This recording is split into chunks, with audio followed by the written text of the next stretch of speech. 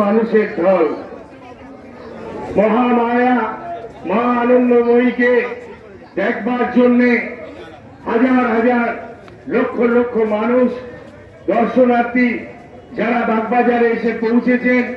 এ বাগবাজার ধন্যবাদ বাজার, এ বাগবাজার ঠাকুর সীমায় স্বামীজির বাগবাজার, এ বাগবাজার নাট্যাচার্য গিরিশচন্দ্র ঘোষের বাগবাজার, এ বাগবাজার ভগিনী নিবেদিতার বাগবাজার, এ বাগবাজার যামিনী রায়ের বাগবাজার, এ বাগবাজার ঋষি অরবিন্দ ঘাটে সেই বাগবাজার, এ বাগবাজার চৈতন্য মহাপ্রভু যখন বাগবাজার হয়ে পুরী গেছিলেন তখন তার